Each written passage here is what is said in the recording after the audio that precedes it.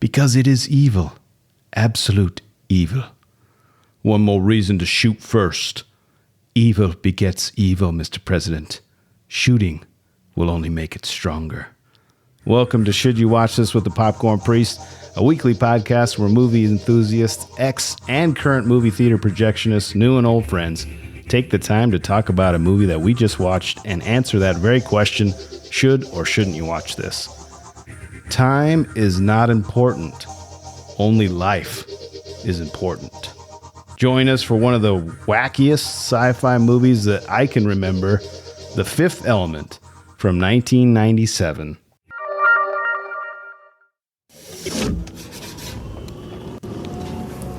You got a message. Yeah. Not gonna open it, could be important. Yeah. Like the last dog got were important. First one was from my wife, telling me she's leaving. Second was from my lawyer, telling me he was leaving with my wife. That is bad luck. But grandfather say it never rain every day. This is good news, guarantee. I bet you It luck. does in certain places. Okay. Come on. Now he's opening You the are envelope. fired. You are fired! I'm sorry. Well, we I started wish we lunch. had more of it. Good philosophy. See good and bad. I like. I like. The reason why I played that clip is the trailer. All the trailers that I found were just like really long, drawn out music and just images. No audio of them speaking. Music was a big deal in this. I could understand it.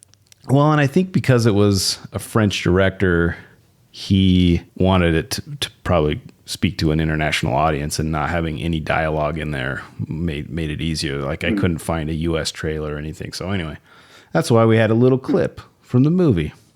But joining me today is reoccurring guest, Dan Sacklunch Sekulich. Welcome back to the show. 250 years in the future, all will be lost unless the fifth element is found. The description for this one: in the colorful future, a cab driver unwittingly becomes the central figure in the search for a legendary cosmic weapon to keep evil, capital E, and Mr. Zorg at bay. I've got to interrupt on something right now. Can you read that from the beginning, just the first sentence of what you just read? That's the description from IMDb. So, in the colorful future, a cab driver unwittingly becomes the central figure in the search for a legendary cosmic weapon to keep evil, with a capital E, and Mr. Zorg at bay. But don't you find it interesting that there wasn't really ever a search for the fifth element? The supreme? Okay, we'll get it. Yeah. I found that interesting. Yeah. I don't know how much we can say. I know this was back in 1997, but is it spoilery to talk about what the legendary cosmic weapon is? I think kind of is. Sure. Yeah. Directed by Luc Besson. Too spoilery. Yeah, too spoilery. Directed by Luc Besson, director of Leon the Professional, Lucy, and Valerian and the City of 1,000 Planets, which we can get into that a little bit later. What a disappointment that was for me. Did you ever see Valerian? I did. I love the actors and actresses in that movie, but You did? It didn't play well for me. Oh, I hated the protagonists, the actress and the actor. Complete garbage. They have no chemistry. It didn't play well for me. It just felt super forced. But yeah, maybe that's what we need. Maybe I need to go back and watch it again. It did feel super forced. One of those things where it was super forced, but it was a watchable movie, but not one that I'm going to watch more than once, which I haven't. Yeah, and we'll make some comparisons to Valerian throughout this episode and next week's episode, because same director, a lot of similar, like he drew on some of the source material from Valerian to make The Fifth Element. So there's some connective tissue there. So, but Yeah. and I didn't mention that Dan's coming to us from Brazil again, and that he's on a connection. So if there's a little bit of cutting in and out, that's because he's in a different country. I'm in a third world country. Is Brazil a third world country? You know, it is, but I've had this argument with a couple Brazilians because I don't feel like it actually is a third world, but technically it's listed as a third world. Interesting. I would have thought maybe not the entire country of Brazil is third world, but... Certainly not. Okay. Well, back to Luc Besson. He also wrote, he didn't direct, but he wrote Taken. Did you know that? Wait, he wrote Taken? Yeah, he wrote the screenplay for Taken, and he wrote the screenplay for The Transporter. That's impressive. Which is crazy, right? Man. Yeah, so he's got some really great movies under his belt, but then there's some really crazy stinkers in there. So, and he's written some really, really memorable characters. So, yeah, I guess everyone's allowed to not win all the time. I'm with it. Top billed stars Bruce Willis, Mila Jovovich, Gary Oldman, as well as Ian Holm, which comes from Alien and The Hobbit. He plays Bilbo. And Chris Tucker, and not to be forgotten, Luke Perry, R.I.P. Dreamy. I mean, handsome gentleman. He's dreamy for sure. Yeah. Runtime of 2 hours and 6 minutes, rated PG-13. Genre on Rotten Tomatoes says fantasy/action, and IMDb says action/adventure/sci-fi. Yeah. I think IMDb is better. It is. There's. How can you not have sci-fi in that? It's not fantasy. It's action, adventure, and sci-fi. Yeah. Here's what I'll say though. Like, of all of the episodes that I've been on, this is the most accurate. I mean, that any of them have been. True. I guess what I'm saying is this is good, but I'm leaning towards IMDb as being correct and actually, because fantasy is like Lord of the Rings. It's not, spaceships and futuristic guns and creatures. Like fantasy to me is like World of Warcraft. I mean that's. But you've got interplanetary travel and whatnot, so. But not in fantasy. I don't know. I see it more as sci-fi. I agree with IMDb. Completely agree there. Speaking of IMDb, they give it a rating of 7.7 out of 10 from 458,000 reviews. Rotten Tomatoes gives this a 71% from 68 critic ratings, which seems low to me. Low on the number and also low on the critic amount of people who rated it. And then 86% from audience ratings, from 250,000 audience ratings. What was the meta?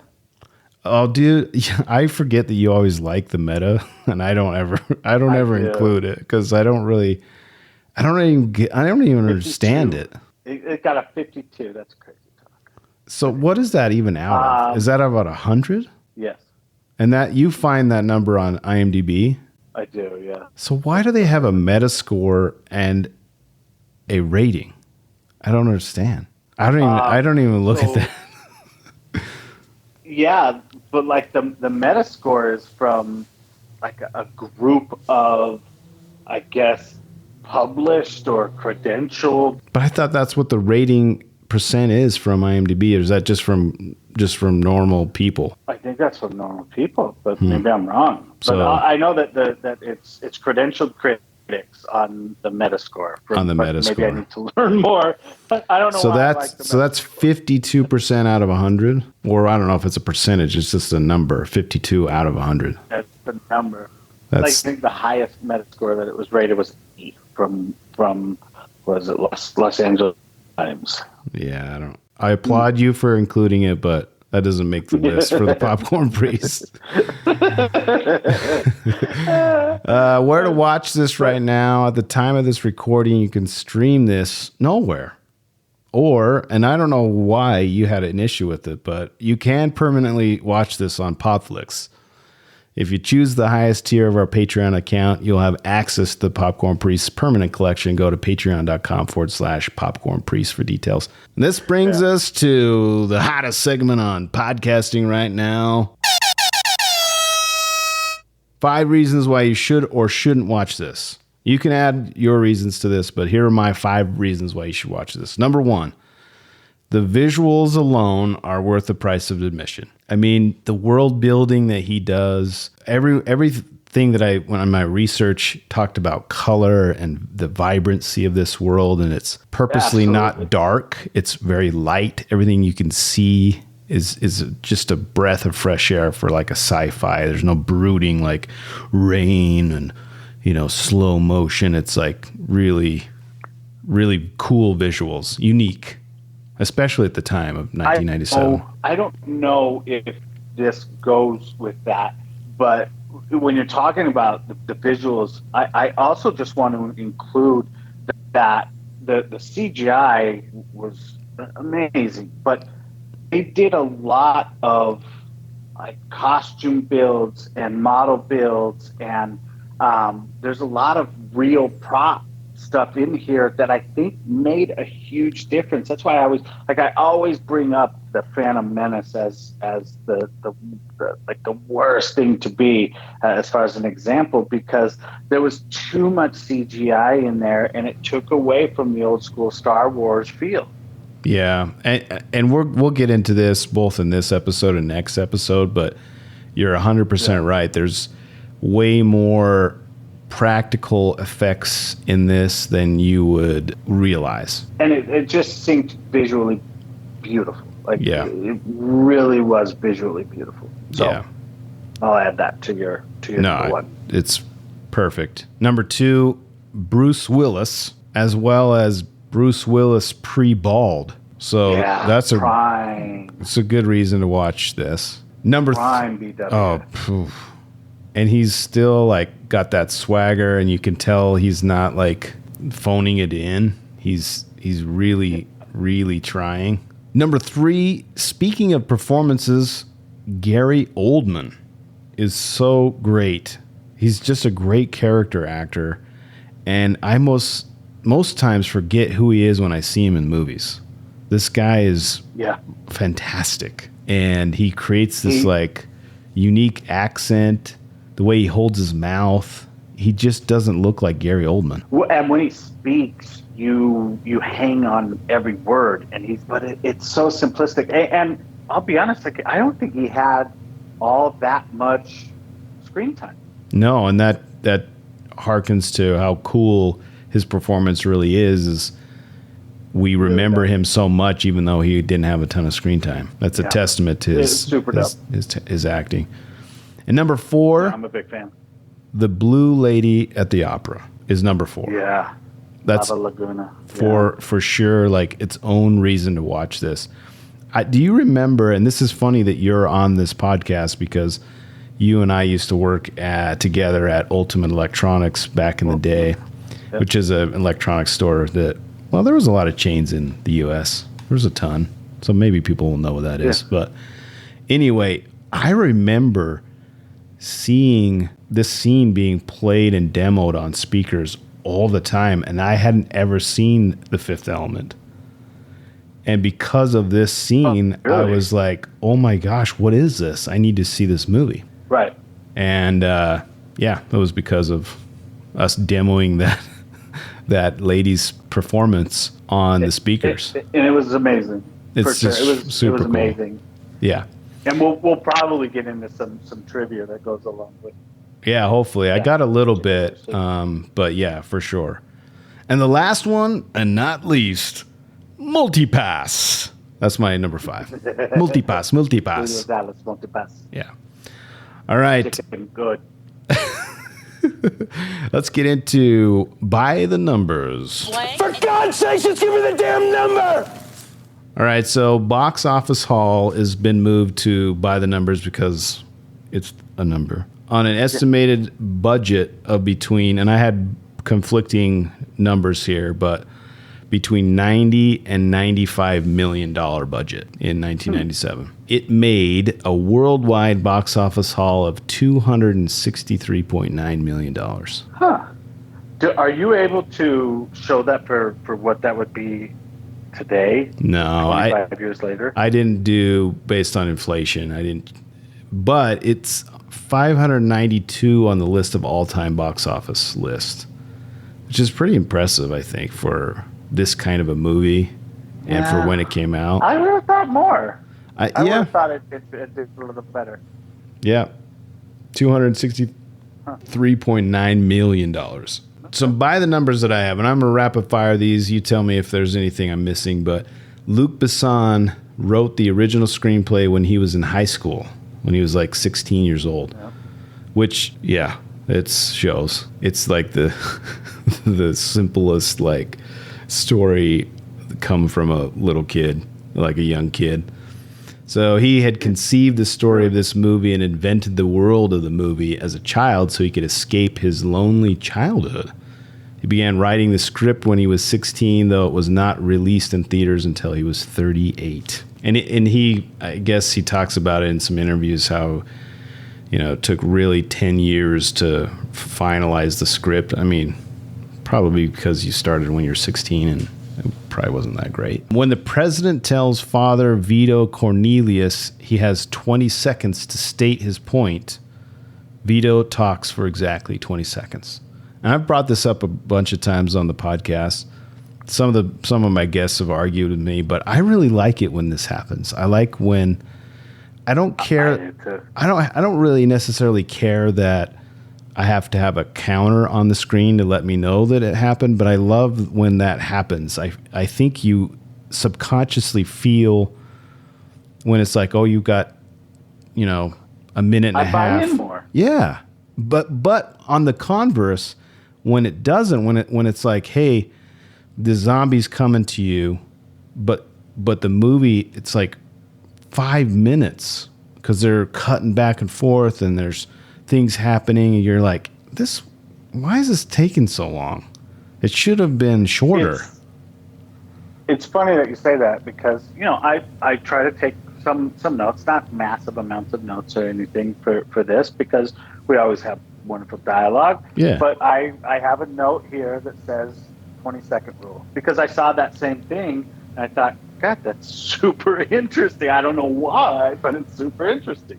Yeah, it happens occasionally in movies, and I just really like it. It happens in Aliens. I think it is the buy-in for sure. A bunch of times where it's like, hey, there's a counter, a countdown.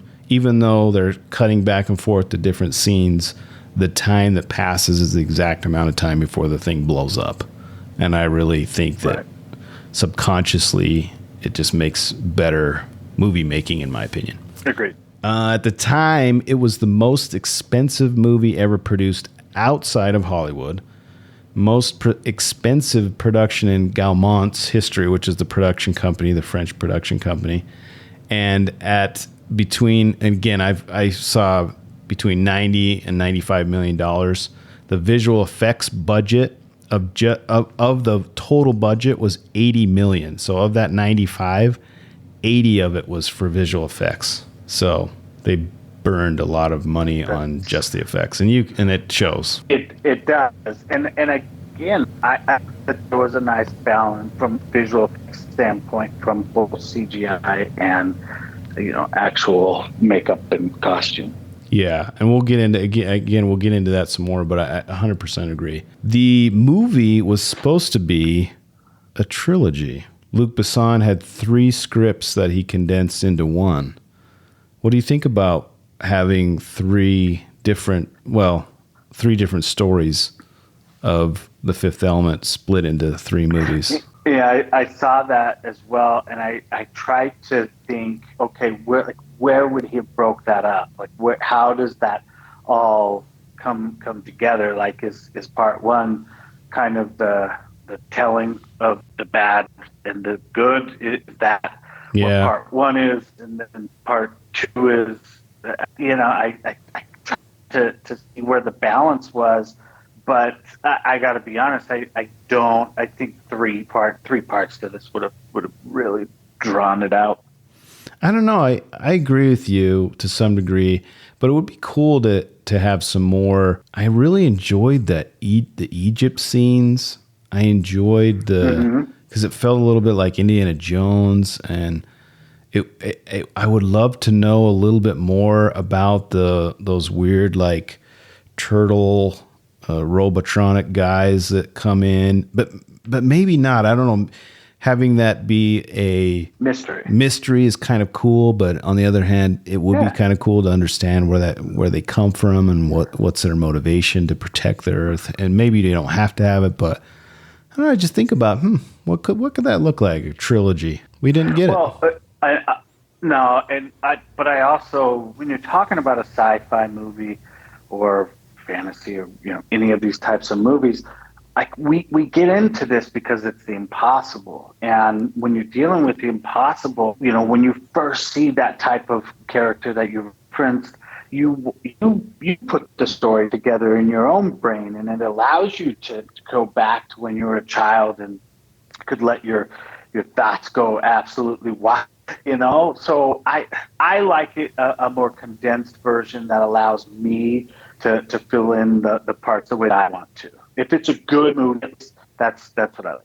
Yeah, and you think one example that I can think about right now is Dune, the one that Denis Villeneuve, he just came out with Dune, and it's only part 1, and they divided that book into 2.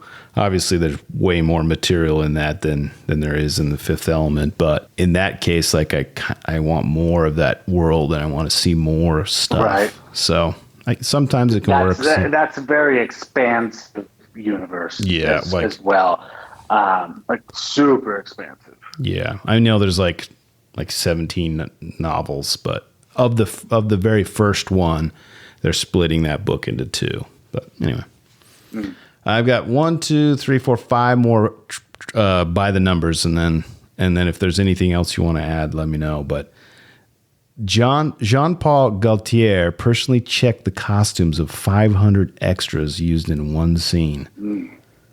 I can't imagine like going through 500, like personally going through and checking all the costumes. I don't even know how you do that in a set amount of time where you got to pay these actors to stand there. I don't know. It's probably the scenes where they're all bouncing and because they're being evacuated. And I won't spoil what's happening, but there's a moment where lots of people have to move and they have really vibrant costumes on, and it just seems crazy that he personally checked all of them. I agree. Yeah, there's an interview with Chris Tucker where he's talking about the having to wear dresses, and after working with Gaultier, he was just like, okay, I'm never going to wear this stuff. And there's a lot of stuff that he's like, there's no way I'm going to wear this. And after working with this costume designer, he got him so pumped about it that he was like, all right, I'll do it. Because he wears some crazy costumes, Chris Tucker's character. Yes, he does. It's crazy. Yes, he does. The Floston Paradise model of the ship weighed over 500 pounds, just the model. And it was not CG. It was built, like you were talking about earlier. This is one of the examples of how it was physically built. Mila Jovovich beat out over 3,000 women who auditioned for the role of Lilu. And I'm glad she did. She was, she wanted to know one person she beat out that supposedly was super close to getting it. Yeah, I think I have it in Popcorn Trivia, but you can bring it up now. Okay, I'll hold it. No, go ahead. Go ahead. It's relevant. Well, is it Saved by the Bell? Oh no, I have a different lady that was at least rumored. Yeah. What was her name? Berkley. Elizabeth Berkley. Okay. I had Julia Roberts was considered for the role of Lilu. With Mel Gibson, yeah. Yeah. It took, speaking of all the model making, it took a team of 80 workers 5 months to build the models used in the movie. And a lot of it was the cars and the cityscape. Most of that you see is actual models. And then Usually, 25% from the top going up is CGI, but the rest is like real. What a fun job that would be. Yeah. And the last one I have is the movie takes place in 1914 and 2263. So that's a number. There you go. Yeah, which is there's a discrepancy in the movie based on that timeline. So I'll add just a couple. Yeah. So the movie is The Fifth Element, and I guess they layered in a bunch of fives all over the place, and there's one that is actually sixes that was a flub, a mess up. But like they talk about how they intentionally put Ruby Rod's show to start at 5. The bomb stopped with 5 seconds left. Corbin Dallas has 5 points on his license. So there was a lot of symmetry with the number 5. And they were supposed to do her tattoo with 5 lines on each of the symbols. Sure, we'll get it. Yeah, the symbols. But the tattoo artist actually did 6, and they weren't supposed to. And I think the only other number is 500, which is how many words are actually defined that the divine language that Liu speaks. Yeah, I read. Actually, or maybe it's 400. 400 or 500 words that were actually created by Basan for this movie. And I read that they would have like conversations, the director and Mila Jovovich, in that language, because she studied it so much, this made up stuff, and Bruce Willis was just like, lady. I don't know. He was surprised at the crazy amount of words that she was saying and how much it was coming at him so fast. Right. Yeah. Well, at this point, there may be some spoilers up ahead. So if you want to watch and then come back next week and join us for a breakdown of The Fifth Element from 1997. Hit me up on the Twitters or the Instas if you want to interact with the great Popcorn Priest at Popcorn Priest. Drop me a line and say hi. If you've enjoyed this or any of our previous episodes, please subscribe so you can get notifications on our newest episodes. I love movies and would love it if you would share the love. Share this with a movie lover in your life. Another way to support the show is by throwing a few shekels at the priest by visiting patreon.com/popcornpriest and see what extra perks you can enjoy. As always, thanks for listening, and thanks to my special guest, Dan Sack Lunch Sekulich. Yeah, buddy. See y'all next week. Yeah, always a pleasure. Join us next week for part 2 of The Fifth Element. See you next week.